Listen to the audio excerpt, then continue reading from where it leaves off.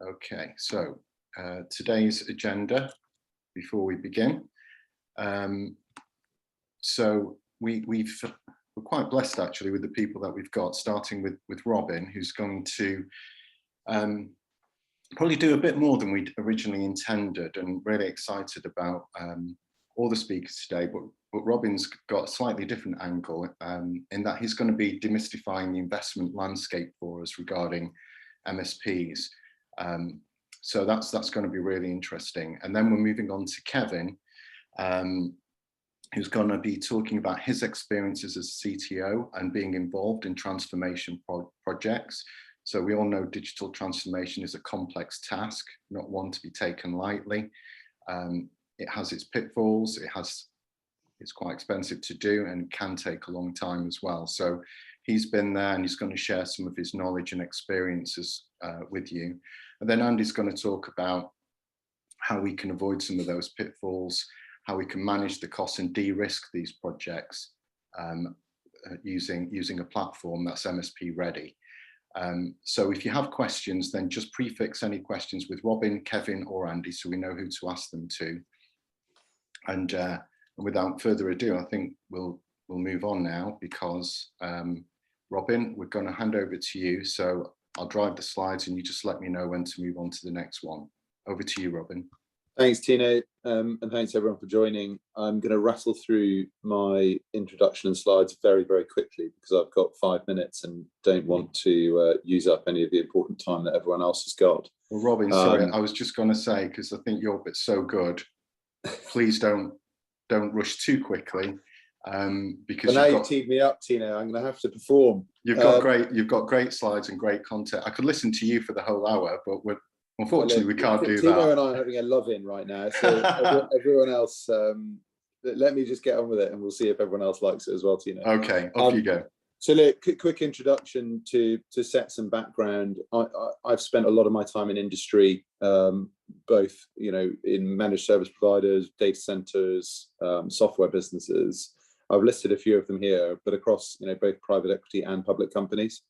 I've done a mixture of deals, some of which are at the bottom of this slide. Minority fundraisers, public to private transactions, and a mixture of tech types across that.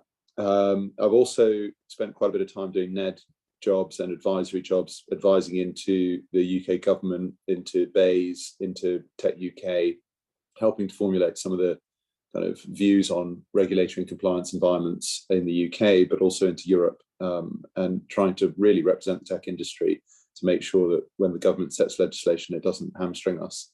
And then I've spent probably about 10 years on top of that doing direct investment banking. So I'm currently managing director and head of the technology team at Stevens. Next slide, Tino.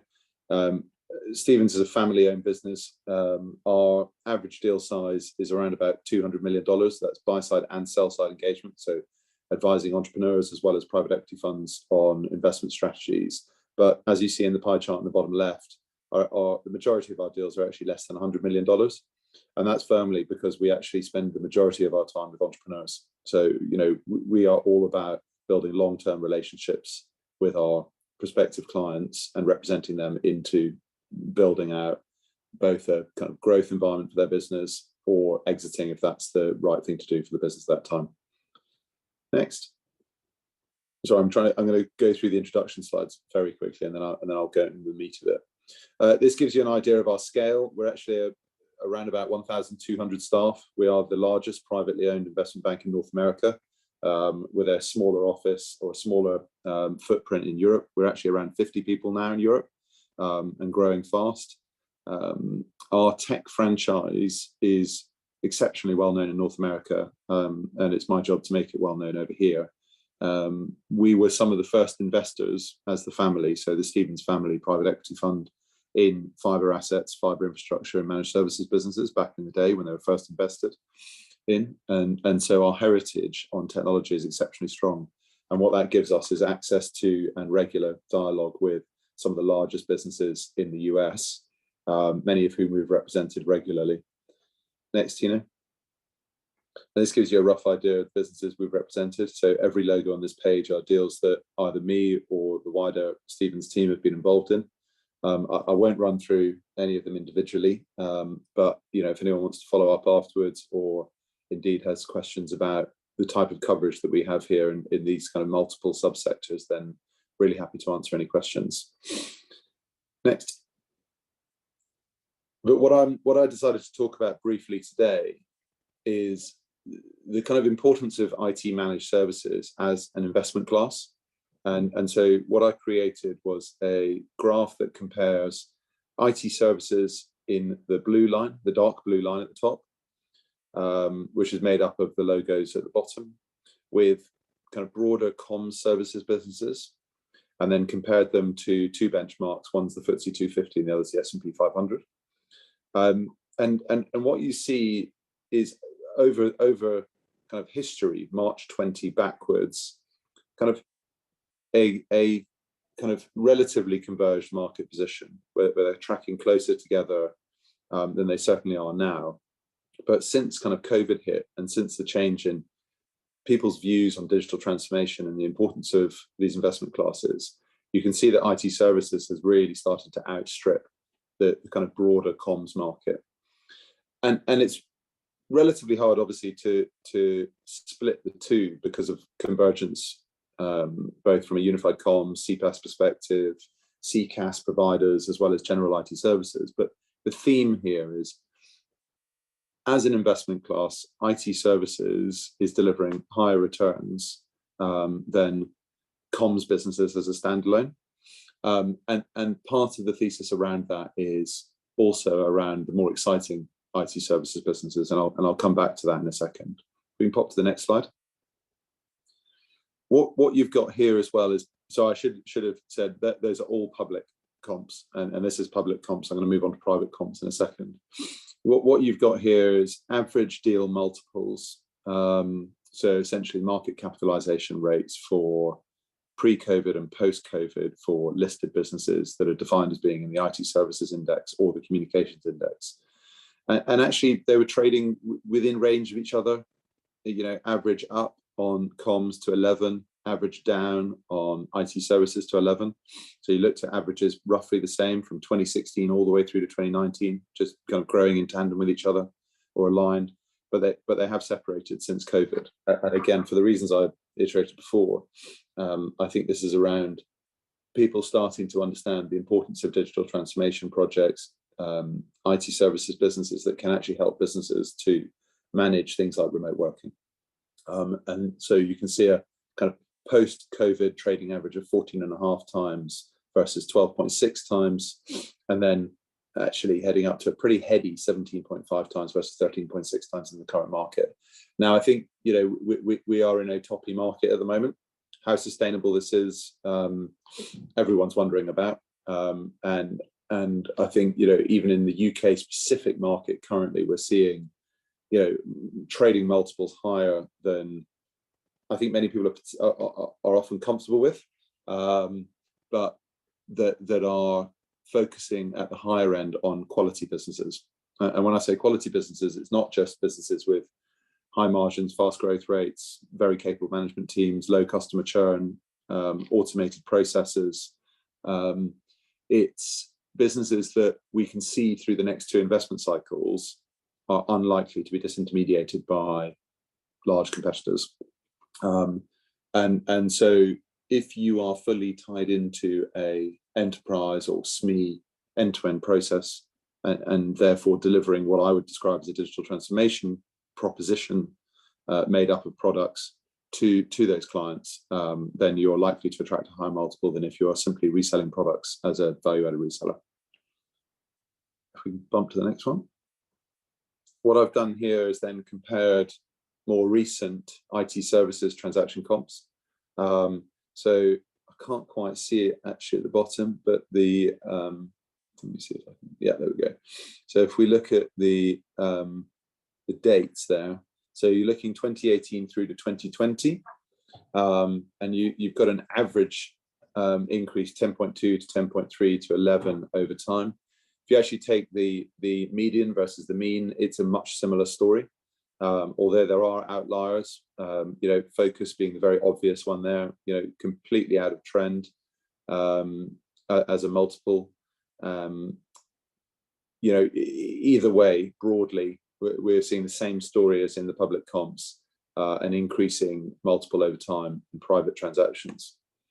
Next, Tina. And that continues on into 2021, increasing further. So obviously there's a large number of deals here, a very, very kind of different range of businesses. But as an example of what's happening in the market, and maybe to just spark some thought, I thought that would be useful. So just before I hand on to Kevin, I think the point I've tried to get across here is we're in a frothy market, it's a growing market, but with that comes a large amount of attention to what businesses are doing and how they're delivering their proposition. I firmly believe that businesses that are firmly entrenched into digital transformation are going to last longer than those that are simply reselling. I know many of the investors that I talk to also agree with that. And for me, there's multiple ways of convincing an investor that you truly understand what digital transformation is. And for me, it starts in your own house. And hence why I've teamed up with POPX on this. If you can prove that your back office processes are automated and or moving down that digital transformation journey, that will impact lower customer churn, will result in faster provisioning times and overall higher margins. And so if you have that sort of in-house capability digitized and you're in the market of selling that as a proposition into your clients, then I believe it will give you a higher multiple as and when you're looking to raise finance. So that's all from me. I've tried to rattle through it very, very quickly. Hopefully I haven't gone too far over time. But I'll hand you over to Kevin now, who will speak to you from the sharp end of the stick on what it's actually like to implement some of those digital transformation ideas. Yeah, hi Robin, thank you, and good afternoon everybody.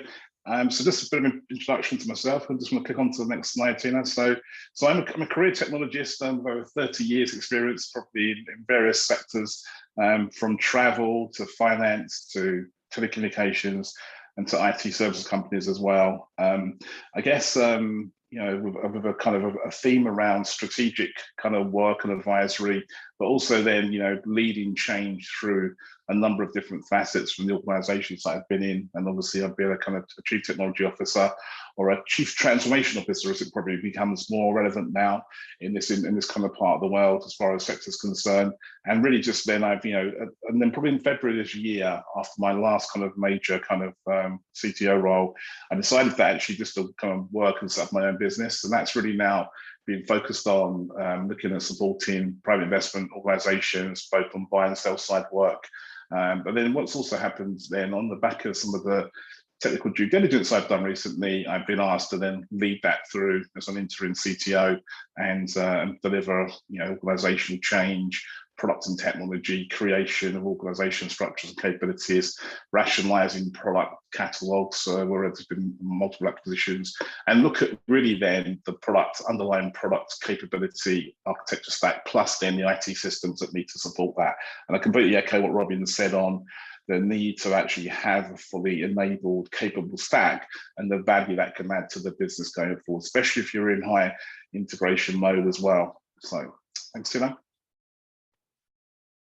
So what I'm just going to cover really here, I'm going to just give you kind of a short market view from my kind of work so far. That's possibly really good going probably doing more independent work. It's been good to really understand more about what different organizations are doing and compare that as well. So market overview, just some, then that's led to then some strategic IT components, which I think are becoming more now important and relevant in how you understand the IT stack you need to try and build, and then how that then facilitates much more business benefit going forward.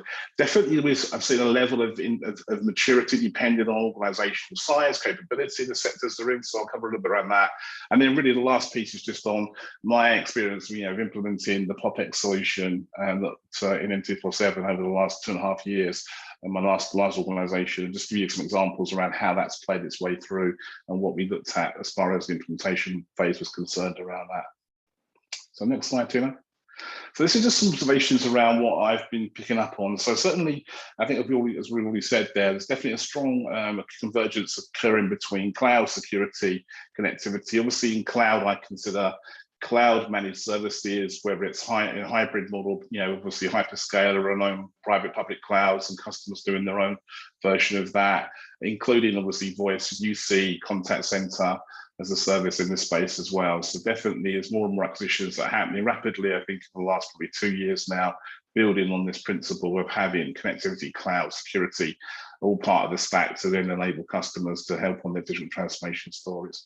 And also I've seen the kind of also bi-directional convergence model. So cloud service providers acquiring voice companies, and Robin had Contacts and Cloud there, acquired Sitcom recently. So definitely seeing the kind of the convergence between full cloud businesses and then contact center UC businesses, and also then the kind of the CSP connectivity model moving up the stack to acquire more capability in security, voice, etc. And one thing definitely is happening though, there's the range of products and services that are now available, and customers are asking for across the mid-market enterprise SME stack is definitely more complex than ever as far as the range of technology that's available and the selection choices that you need to make. So I think MSP's role in supporting customers has become even more essential in making sure that customers can make those choices correctly and then have a partner that can deliver through on those. And then I guess from an MSP point of view, having smart, scalable platforms really is an enhancement to the way you operate and provide service to customers, especially if you've got an integration and acquisition model working through quickly as well. You need to be able to build on a platform that can continually help you stay in control of cost, efficiencies, etc. And I guess that IT kind of solution stack needs to be well thought through. There's you can make quite basic choices in having a CRM system or a ticketing system, but what's happening here, and we'll explain more today, smart MSPs need to be considering the next stage of how they can serve channel partners, digitally, or they can digitalize the whole experience for their customers. And that's really where the difference becomes on between basic and smart MSP type organizations. And I guess, and obviously that leads to the fact around how do you really choose an IT stack? You've got options to have, one product that can span a number of different areas of the IT stack, but actually doesn't offer best of breed in those areas? Or do you choose to try and go for best of breed to make sure you can maximize your capability, but then you need the integration and you need partnerships to be able to help you do that? And everything, obviously, what's happening, all this is geared around is that most of our customers in this space are actually trying to focus more on helping the digitalization of their business as a leadership organization now, rather than doing the infrastructure and application side. They're now much more willing to focus on helping the business at a business level rather than the actual infrastructure or IT services layer. So more and more opportunity to MSPs to take advantage of that. Thanks, Philo. So what I've been trying to do here is quite interesting. You start to build up a picture around what's becoming really important in how you look at IT organizations. So I tried to sort of stipulate this out.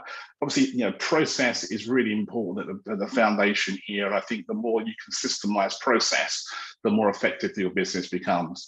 But obviously trying to effectively deliver process automation, you need to have integration, and you need to have a lot of integration glue that can make sure that these components are linked together efficiently and well. And also some of the real key here is around data. Data stores are becoming important to maximize how you provide full-scale smart MSP services. So traditional inbound and digital transformation on marketing, I see quite a variation on this. I see a variation of organizations that don't have a digital capability on marketing, relying on pretty much word of mouth, but also some people may have a very early basic inbound model, but don't have an outbound model. So actually trying to maximize your lead generation and the way you look after customers is really important. And then the whole elements around CRM systems, sales management, service management, intelligent customer portal capability built on the back of having control of your architecture and your data, so you can expose more information more than ever into customers is more and more key. The operational management processes and then how you automate those is absolutely key as well. And then obviously then having a really good differentiated bidding platform. We've never been great at bidding customers in this space. And I guess then from there also then just, they're having the back-end accounting systems that can make sure that there's an intelligence to track all of the capability that customers need, MSPs need in that space around the billing and the inquiry perspective. And then I guess more and more importantly, I've seen more and more data warehouse and BI being laid across these businesses. And obviously, I think from a forecasting forward perspective, as well as looking back, that becomes more important to the investor story around how the business will perform in the future from what you've learned from the intelligence that you have from the information IT stack, or what you have from the business performance from a sales or process relationship. And last but not least, obviously, there's a whole bunch of productivity tools that drive capability around this. Obviously, Microsoft are leading strongly in providing UC capability, etc. on 365. So that's the high level. But actually, what I would say in here, sorry, one second. What I would say in here, one of the data sets becoming more and more important is most people have got control over customer relationship data, the sales management data, ERP, etc.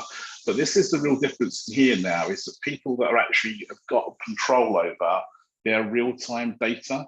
So obviously from a service point of view, this is where our conversation focus here is having control over the configuration that you have delivered for customers. Their ability to see and have vision of that is a really different differentiator, which needs a different perspective. And it's actually one of the last components in people's consideration around the value they can drive from that data going forward.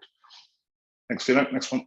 So this is just, I'm not going to go through this, but this just, again, what I've tried to do here is actually I've started to now, print out how you look at the maturity levels in CSPs or MSP organizations. So starting from very basics where they may have a ticketing system, they may have some control of their customer base, but they're not integrated, they're not scalable. And as you move up the stack, you look for more, you may buy more off-the-shelf products to provide you with some of those key IT component stacks, but actually you've still not got a fully capable, built stack together that can actually integrate and deliver real value from that information that you hold in the systems, or how the customer behavior operates, or how the service behavior operates on the back of that. And you got less visibility around the quality of service that you're offering to your customers. But on the large right-hand side, which Andy will cover more on, it's just the whole smart process here around all the capabilities you can now build into an MSP and the real value that can give to customers from a kind of intelligence point of view, almost, differentiating yourself in the market compared with what would have been the traditional MSP model, and obviously then having all of the internal control for optimization of efficiency, of cost, of performance control, resourcing, etc., etc. So that's kind of the levels of maturity are changing over time. So next one. So these next few slides are really then on the back of those conversations at the front. There is how, in some of my experience I have now, we took a typical MSP business and we applied the ServiceNow POPX solution into that, and how quickly we're able to do that. And also then the emphasis really around the benefits of all of the functionality that provides because of the experience of what POPX has in its background around understanding MSPs. And typical projects of this kind, if you looked at a pure ServiceNow implementation, normally you're working with a professional services partner and they're relying on you to tell them the requirements that you have to deliver upon. In this scenario here, it's very different, where obviously a lot of the capability is already out of the box. So this is the kind of the scenario around the company I worked in and the product sets that were supported. And actually every one of these products had some form of automation internally, but also then had visibility to provide it to the customer for complete real-time visibility of their services. And also then the heavy amount of integration to partners that were being used to provide these services to actually make the whole service delivery, service operations chain very effective in what we did. So next slide. So first of all, on some of the key requirements, so I guess on the requirements we had was around digital capability improvement, customer employee, and customer experience improvement. What we did here was that one of the key things around IT system delivery is making sure that actually not just from a customer point of view, but your employees are going to buy into the system, and adoption of systems is really key. So we actually had a real key requirement that what we were providing to our internal customers was to make sure that, as always in the conversation, we're not actually forcing something on you from IT change. It's something that's being drawn by the business into what you do, and it actually enhances your employment kind of experience rather than what you do day to day, rather than degrading that at all. So that's one of the key drivers. Also, we had the vision that you had to have an intelligent customer portal well beyond what would have been in the traditional model around just ticketing or some order management systems in there. It had to go a lot deeper in that, provide a lot more intelligence, and was actually used for upsell and cross-sell across the whole stack of services that we had. And then in the end, it leads into a much more predictable marketing type based model where, similar to what Amazon would do, is promoting products and services to you in that perspective going forward. And then you're able to completely construct and deliver those through an automated front end. And obviously the other part as well was key for us was just around security and the assessment around how we actually had that control of our assets and how we protected them across the board for customers and for our own infrastructure. Okay. So I think there's two examples that are in here really how you could actually approach this. So I think I've already done the kind of the time and management based model where you work with a service integrator and you actually deliver on the back of requirements gathering and change management, affecting how you would then vary what was required in the project process. Or much more the model what POPX was, the benefit was is that actually this was more about a much joined up partnership. POPX bringing a whole bunch of capability and understanding out of the box, and actually geared up for change. It's an ongoing relationship rather than a one-off implementation project. It's an ongoing relationship, and you're continuing customizing and increasing, improving that capability over time. And you don't get into all of the kind of change management process around, okay, this is the one-off cost. Okay, you've asked for something different that you didn't think about, and now that's going to be costed at a different volume. So this model was much more appreciative as far as two approaches I've done so far. Thanks, Tina.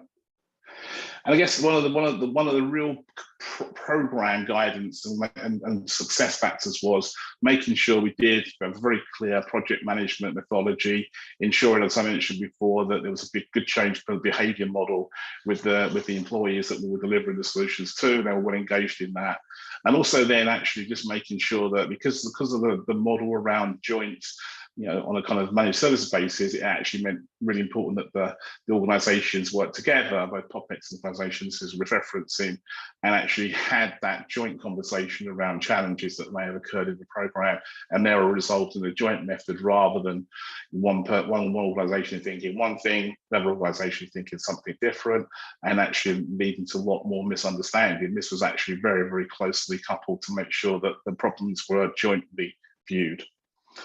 And also the last piece was just making sure we had shared objectives across the whole platform there. And that led really to this kind of use model really. So this is where we got real benefit from our outcomes really. So obviously, revenue enhancing, we had, quite a challenging time actually rolling out the capability of all the customers with the portal capability, both from a channel and from a direct point of view. But actually, the 3,500 customers were transitioned, and they all were then able to transact on an automation-based basis as well, and obviously have intelligence understanding around their systems. Every product we developed had the inherent digital transformation idea, behavior behind it. So when we deliver a product, it was based on having a full front end for service delivery and service operation, and then automated operations underneath that to make it as cost effective as possible. And also the time to market was improved by what we did as well. I guess just another thing is, there was about 15,000 network devices that were automatically discovered that we didn't really have full control on before, various different network components and tools in there, but actually not one source of the truth. So creating a CMDB using the discovery capability suddenly provided us with a complete asset of information that we didn't have before, and actually which you could actually ensure cost control over or add value to customers on top of that. Obviously, it delivers all of the ITSM standards out of the box as well, which makes sure you adopt a much more improved customer response reliability kind of services layer around change, incident and events, etc. So, and I guess really, the last thing was really good improvement in NPS for our customers as well, which I'll just point out has been the last one.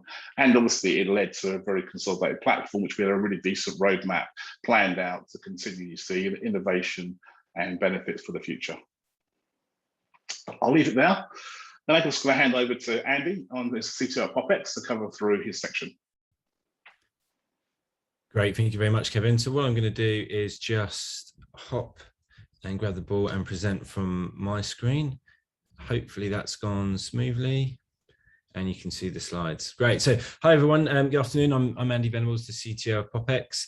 And I want to talk to you a bit about what kind of our view on a smart MSP is and how we think you can get there, and often some practical applications and processes for that journey. So I'll start very briefly looking at our definition of a smart MSP, talk a bit about who we are as POPX and how we got here, and look at the transformation for a technology service provider. I'll drill into a little bit on the POPX managed platform itself. Won't have enough time to really do that justice today, but as I said, we'll have plenty of opportunities to continue the discussion later. And then I'll drop into a demo right at the end, just to give you a flavor of what we think that next generation customer experience looks like. So first and foremost, how do we define a smart MSP? Well, I think for me, it begins and ends with the customer experience, right? The customer experience these days has to be second to none. And that really envelops the idea of service automation and how you can drive those scalable operational efficiencies. You know, if you can't maintain the customer experience while also scaling and automating, then it's going to be a huge problem. And ultimately, the idea behind this is, you know, greater rewards for investors and improve the EBITDA. A bit about us. So we're a team of MSP seasoned technologists. So I myself started my career at MSP down in London. I've worked at various other MSPs, but I'm also a developer as well. And so myself and the rest of my team, we've got a lot of MSP experience, but we've also got a lot of big software experience as well. And for us, it's that ability to combine those two things together, the ability to see the needs, challenges, and understand the businesses of MSPs, but also be able to deliver really high grade software and use technology solutions to capitalize on that. So we're talking about the transformation of service providers, and for me, it comes down to really four key things. I think what I've seen over the years being involved in numerous transformation projects, numerous ticketing and OSS BSS re-implementations, there's a couple of common themes, and often it begins with the consolidation of disparate tools, right? So if you've come together through acquisition, or even if you've just grown organically, there are going to be multiple tools in place. You know, we've worked with a number of customers who have had 5 monitoring systems, or another customer that had 12 portals, right? Multiple billing systems is still even common, particularly if you come together for acquisition. So there needs to be some natural consolidation of those systems. And part and parcel of that is the identification of the strategic systems. So let's say you might choose ServiceNow for service, Salesforce for sales, maybe Sage for finance, and et cetera, et cetera. Those strategic systems all need to work harmoniously together. They have to be integrated together. They have to be able to hand off work to the next system so that you can build the end-to-end value chains of maybe a customer placing an order on a portal that gets automatically provisioned and delivered, and then the billing is started, right? We need these platforms to be able to handle that end-to-end. And that's really where the third bullet point comes in, the automation. That's where the value is, right? That's why we do the consolidation, why we do the integration. It's so that automation can be stringed together. And as I say, it's about having multiple systems talking to each other end to end to deliver the value to the customer. And then, of course, once we have that, sales growth can be liberated, right? Sales growth can take off. You know, many people's businesses are still built on the idea of the human touch, and I don't think that's ever going to go away. But where there are smaller, less complex tasks, customers come to expect those to be automated, right? We all live in the age of Amazon, Uber, and Just Eat, etc. now, and we expect those types of experiences we have in our personal lives when we turn up for work as well. So it's now paramount that, you know, in the B2B world, in the MSP world, customers are able to receive the same level of service as they get in their personal lives. And it's good business as well, as we've said. So I'm going to talk to you now a bit about the POPX managed platform and what it actually entails. So the POPX managed platform, I guess, the bread and butter, or where it starts at least, is with the service management based processes. So the ITIL based processes, right? So that's case management for interacting with customers. That's incident management, change management, problem management for managing those internal ITIL based tasks. Then there's the knowledge management, field service management, and request fulfillment, right? All very critical processes to your operations and to providing a really high level of service. But of course, many of these processes depend on the configuration managed database, knowing what assets you have. So we have tools such as the automated discovery tool to go out there and discover everything on a network automatically every evening and populate a CMDB. Once you have automation like that with tools that can provide really good quality data, it can allow all the other processes and functions around it to really take off.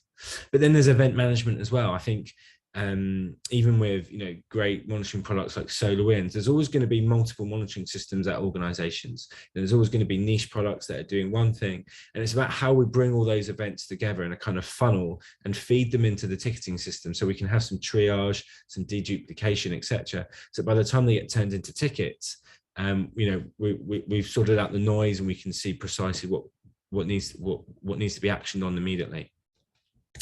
And then we've got the integration. So with any strategic platform like this, you need to have integrations. And those integrations are not just to the internal systems like Salesforce or NetSuite, or to the finance systems, etc., but to external systems and to your suppliers. So the ability to automate the provisioning of an order is something we do for many clients, with lots of conversations about it. And what we've done is we've built those integrations time and time again. So we already have off the shelf, as we say, integrations to BT, OpenReach, Virgin, TalkTalk, City Fibre, some up and coming providers as well, just to name but a few, right? And the benefit of leveraging a platform that has those drag and drop in integrations is the time to value is much quicker. The value you get from them is far more mature. In addition to that, we'll work with a number of the bigger technology providers, Amazon, Azure, and lots of orchestration as well through Nutanix, Viptela.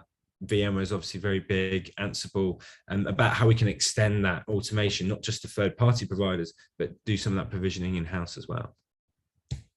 So for us, order management is a huge part of that, being able to manage those orders and give a central repository where those orders can be managed, and where the customer can view those orders, get updates, and really using a platform as advanced as the POPX managed platform, we can then start to drive that automation using automated workflows into all aspects of that.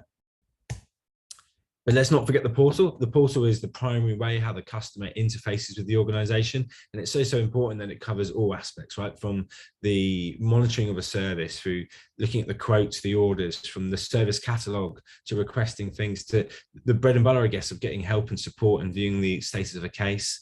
And billing, we wouldn't normally hold billing information inside our platform, but we recognize that customers want that single pane of glass. So we have to pull in the billing information from wherever it's being held and present it in a seamless way to the customer, and that should be the portal. But it should be a single portal, right? You can't go giving the customer a second login to a different portal and a third set of usernames and passwords for the monitoring platform, right? It all has to be harmonized under one roof.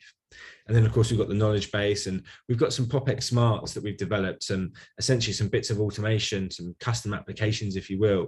And one great example of that I like to use is the automated service reporting. So as an MSP, I'm sure many of you will be doing service reporting. It's often quite a manual task by what is usually quite a high value employee, like a service delivery manager or such. And then you might spend days, if not weeks, every month churning through and building those reports for customers. But we've developed technology that can automate it, right? Where we pull the information from the source, from the monitoring systems, from the ticketing systems, etc., bring it all together and produce both a PDF report and a dynamic page on the portal that can be presented to the customer. And the easy thing here is that it allows those delivery managers to spend more time focusing on the upsells and the service improvement with that client than having to manipulate some data in Excel. And we've got many other examples, just a few that I've thrown on the screen here, of how we've introduced bits of automation because we understand the MSP's businesses, such as automating maintenance notification. So the ability to take a maintenance notification from a supplier, identify the customers affected, and then flip it back out to the customers affected, right? That used to be someone's full-time job. Now we can have a platform drive that type of thing. And again, that's just another example. There are loads more.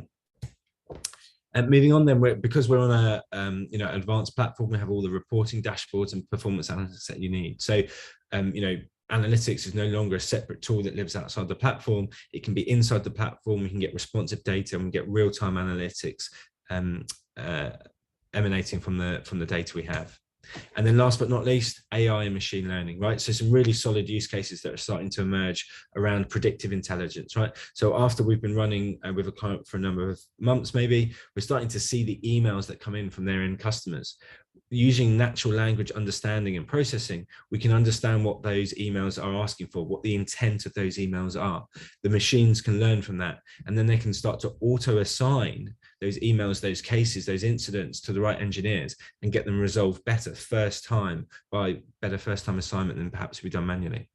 In addition to that, we have a chatbot available on the platform, right? So, if you do want to enable customers to talk directly with people, great, but you may also want to offer an additional channel, that is the virtual chatbot, where the platform can understand, again, the intent that's being asked for in a natural language conversation and recommend articles or self-service catalog items that can resolve the customer's query. And again, it's about potentially deflecting a query in, because the more queries you have in, the more people you need on the service desk, the more people you need on the service desk, the less well your business is going to scale as you grow. And what's unique about POPX is we wrap all of this, our platform, around a best practice implementation. We bundle in all upgrades, all training, all testing, all support, all security, all enhancements for a fixed price, because we have a multi-tenancy platform. So we're able to give you the predictability of what it's going to cost from month to month, and also remove, almost all the risk from the delivery of the platform. And if I just take a zoom out there, I've only talked about a fraction of what's in the portfolio and what's available to customers on our platform. So we have SecOps modules, we have integrated risk, governance and compliance modules for the essentially the CISO suite of applications. We can do hardware and software management application. We can do HR applications as well to help manage your employees. And there's even a set of COVID safe applications now that, as you're bringing people back to the office, can help you book hot desks within the office, amongst other things. And there's DevOps and many, many other applications available as well. And so I just want to talk briefly about the M247 case study that we have available, and a bit of work we did with Kevin. So as Kevin's rightly said, it was a 4-month onboarding process where we looked at both the core MSP platform, but we also did the whole customer service management suite. We did discovery and event management, as I've just spoken about. We did internal IT as well, and an internal IT portal. So we're not just offering a next generation experience to customers, we're bringing that in-house as well and being able to change the way IT interacts with internal employees. A self-service request and fulfillment. So many of the requests that customers can make, data center access, I need a new laptop, I want to increase the speed of my line, can now be, at least part of it can be automated. And then there's the customer and partner portal, what we feel is a next generation, a market leading customer partner portal. There's the service catalog and the tight integration with monitoring. And as I say, this was a 4-month onboarding process. Now, I've done similar sort of processes for other organizations, and I can tell you, you could be looking at anywhere from 9 to 18 months, and there's absolutely no guarantee of success doing this in the traditional professional services model. When you accompany that with the fact that the vendor selection and deal negotiation will typically take 6, 9, 12 months, maybe even longer. In addition to that, you can be looking at a full 3-year journey just before you start to get to any of that value realization. Well, with POPX, because we're able to really crunch down that onboarding process, we can deliver a much faster time to value and really, make a difference between the private equity events you may have in your organization. And here's just the sample timeline. It's been, anonymized, and it's not M247 specific or any to our customers, where we talk about what we can achieve. And this one's actually pitched at a sort of 3 to 6 months. But as you can see, we have a sort of initial planning phase. Then we go through the main onboarding, where we're looking at which of the applications are going to be in scope. Then we're going to go live. So really, one of our key tenets is the ability to go live very quickly with a very rich feature set, okay? And then, because we work with our customers on an ongoing basis, typically at least 3 years, we're then, as soon as we've gone live, we're able to talk to the customer, right, what are we doing next month? And every month we're stacking the month full of new features, new releases, new enhancements, bug fixes. We don't have any of those, so there's no need for those, and really delivering more value every single month.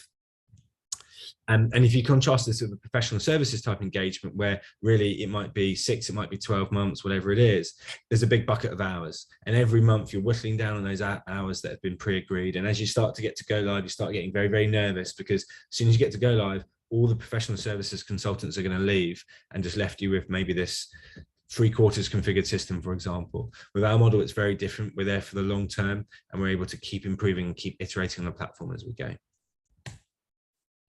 Cool. Okay, so looking one eye on the time, I think I'm doing okay. So I'll continue to move quite quickly though. So what I'm going to do now is just drop into a demonstration of our demonstration portal. Okay, and what I'm going to show you is the customer view of this. So if I just log on as a customer in here, and I'm going to log in, and this is kind of the tip of the iceberg, right? So our platform is really large, and I could never do justice of a full demo in the time that I've got today. So I'm just going to show you the customer bit the customer bit we see, and I'm logging on here as a customer of Acme. Acme is obviously a fake MSP that we've made up, and just to give you a flavor of some of the features we have. So this is the homepage, right? This is where we build all these little widgets that you can see here with our specific content for each of our MSPs who say, right, well, I need this type of content. I want this on the homepage. And, you know, I could do things like search on here for internet trouble. And what that's doing is showing me both a knowledge base article that might help me to troubleshoot my internet problem that I might be having, or also a self request item where I can maybe order new internet or increase the speed of my internet. If I come over to the top here, portal should be about sales as much as service. If I just pop a postcode in here, I can do a search. And because our platform has the integration to these carriers, it's actually gone out to third parties, check that postcode against the third parties and saying, great, we can provide and what speed it's at. And then I can take this the next step further, go in and get a quote.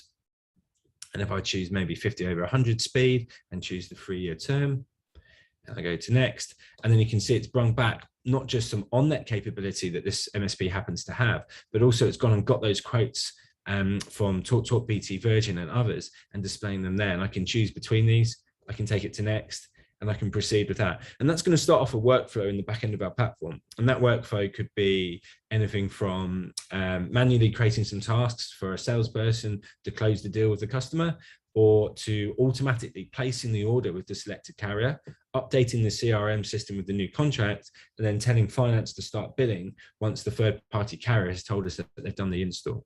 And really, this is just one example of an end-to-end automation that we surface on the portal. You know, for what we do and for what we build, we're happy to build anything that really is at our customers' demand. And that's what our ongoing relationship is about, is, you know, we might not get to something that advanced on day one, but over the course of the project, we're going to be directed by our customer to what's important to them. As I spoke about on the previous slide, we've also got billing in here. So I can click into here. I can see the latest bills. These would be often pulled in real time from the finance system. I can go and drill into a specific invoice. I can see the status of it. And if I go back out one page, I can see all the various invoices in there. We've also got things like the services dashboard. So on here, I can see all of the services that I take from the particular client. I can drill into one, I can get a service description, I can get a set of SLAs about the service that I've purchased and how it's performing at the moment. I can then drill into things like where we've built, or you can see in this menu here, we've built specific dashboards for connectivity, security, voice, hosting, cloud, just to name but a few. And we try and make these as interactive as possible. So here's a great example where we're showing a customer the in and out bandwidth on a particular circuit that they might be taking, okay? And as a customer, I can do things like view this, I can sort of zoom in, I can change the time period, but I can also upgrade the line. I can even perform a line test that's going to go and get the information, present it back. And we do similar things in the security world, where we go and get information from the various firewall products that the customer has. We've done other things like tightly integrate monitoring systems directly into the customer portal. So here you can clearly see it's a slightly different system I've got in this frame here, but the customer doesn't need to know that. All they know is that they've only had to log in once and they're viewing information for the MSP is showing them. A bit of a boring graph there, but you get the idea. And then we have the service catalog. So the Amazon style shopping experience where the customer can come in and order some virtual machines, say that I want 5 virtual machines. I could go on and set up a firewall, choose this connectivity, etc. And then of course, there's the bread and butter of what any good portal should do, the ability for a customer to log a case, but also get updates on the case. So I'll just pick an example here, drill into that particular case, and the customer can see as a timeline that they've logged a ticket, someone's acknowledged them, it's working on it. Maybe they've shared a screenshot of a virtual background, and then someone else has come and added another update. They say, hey, when am I going to get resolution, as all customers ask, and I'll pop that in there and it immediately updates as an extra timeline. So you see that sort of next generation experience, the kind of bread and butter that I think customers have come to expect. In addition to that, we have the knowledge base, we have some service reporting in here, but crucially, we also have a concept of customers can now manage their own users, okay? So it's now the customer's responsibility to keep the contact database up to date. They're asked to set which contacts we should call them at the night to get people out of bed, and they can add and remove access at will within the portal as well. So as I say, I've given you just a whistle-stop tour of our portal there. Love to give you a longer demo where we get a bit more time and drill into a few more things. But for now, I'll just call it a day there. And I believe I'm going to hand back to Robin at this point. Thanks, Andy. So there are a couple of things that I picked on, both from Kevin and Andy's, that I think resonated with me in relation to kind of some of the points that I touched on. One was around diligence, and that plays both across Kevin's point, so tech and questions around systems and processes, as well as into automation, discovery, management of risk, and into billing. One of the biggest kind of difficulties quite often in preparing for an investor's view, and this can be an early stage or in a transaction, is being able to answer the questions. And actually, a lot of what the guys have been talking about would give me comfort that when those questions need to be answered, the systems deliver it quickly.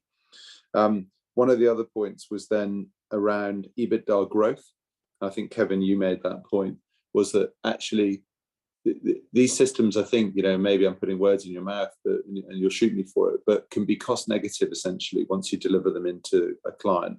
So, it can look on the face of it quite expensive to have professional services support in building a lot of these tools and systems in your business. But once you bring the efficiencies to bear, actually, I think the whole point is you get EBITDA growth out of them. So not only are you becoming more automated, giving better access to your data, enabling an investor or yourself or your clients, your management, your board, to be able to see your the information will help you make decisions on the business, but actually at the same time you've increased profit. There's some pretty powerful messages that I heard.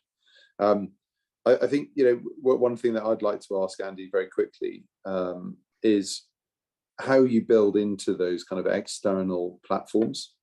So you had a quite busy slide with Salesforce and many other systems on it. How you actually build that kind of transformational journey for clients when some of the clients I talk to, the larger MSPs, have got multiple billing systems, and how you kind of tidy up that rat's nest of various applications and simplify it for them. Yeah, it's a great question. I think it can certainly be a very daunting picture.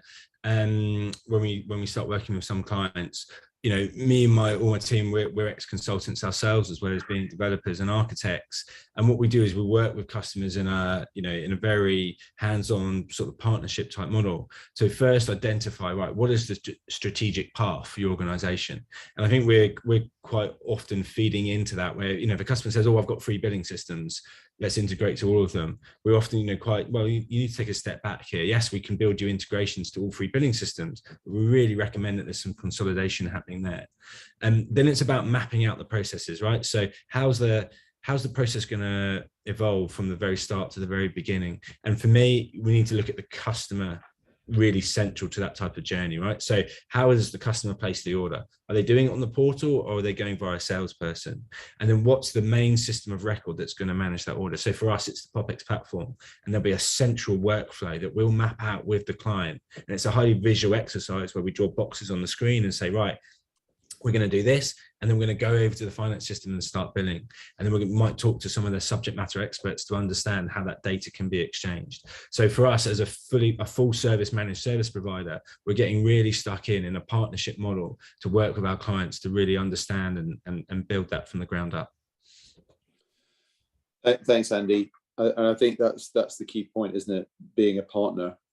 Kevin, can I ask you to elaborate, if you wouldn't mind, on that EBITDA point? It's obviously, a number that I focus on as a banker in discussions with all my clients. Yeah, so I guess, Robin, it's a great area to discuss. I mean, first of all, I think, when you open up a sales channel via a portal or via an e-commerce site, you can transact much more efficiently.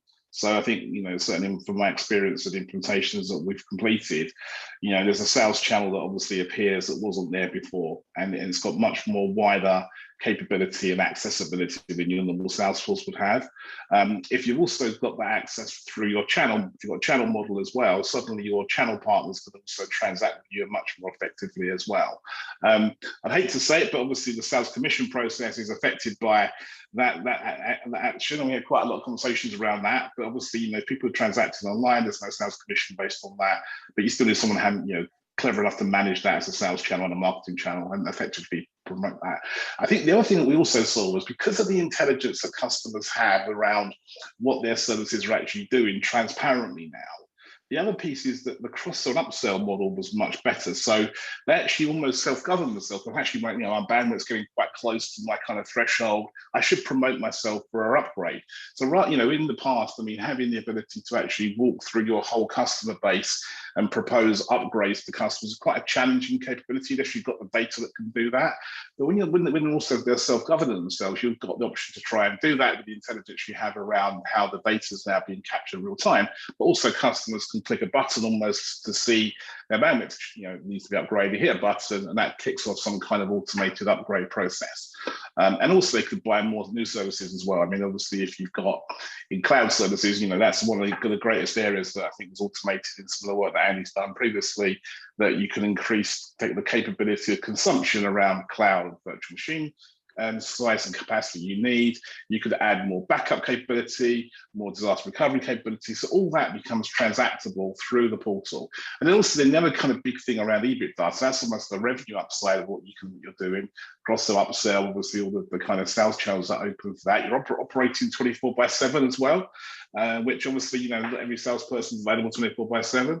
So that's another accessibility. And I'm sure, as Andy described, from an Amazon point of view, you might be shopping in bed if you're a customer and want to change the service. We'll do crazy things these days.